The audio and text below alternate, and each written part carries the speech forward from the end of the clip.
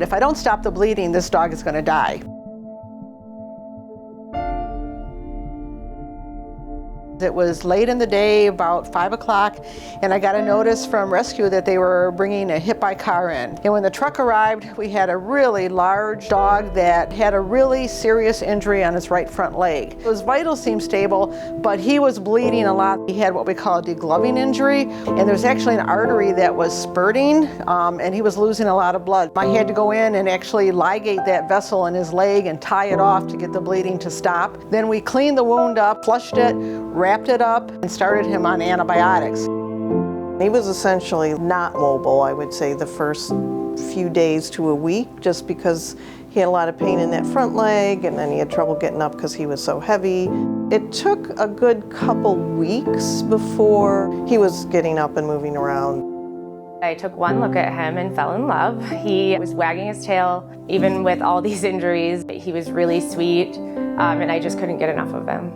He was considerably overweight, about 50 pounds, to the point where he couldn't really walk for a very long time. He would take a few steps and be out of breath.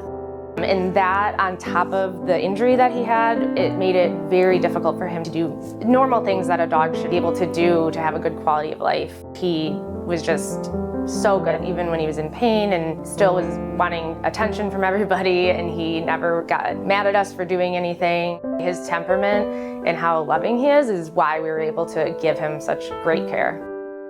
He came into us a little bit beat up. We would get him up to walk around, which would not be as great for him because he was hurt at first, but he got used to it.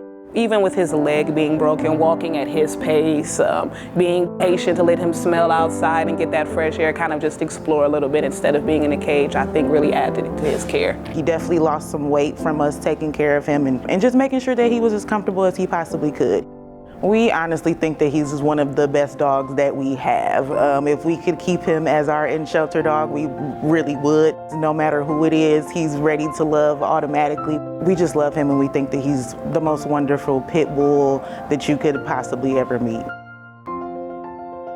Anybody who knows me knows that I can't help but take animals home with me to foster. He was no exception, even though it was not fun getting him in and out of the car, because he was so big, I had to help him. When I got him to my house, just to see him be able to just go hang out in the yard, try to play with the dogs, and just everything he does every day amazes me. And I feel very lucky that I got to meet him and spend time with him, because he really is, he's special. Not only were we helping him, but he really, really helped us and the staff in reminding us of why we're all here.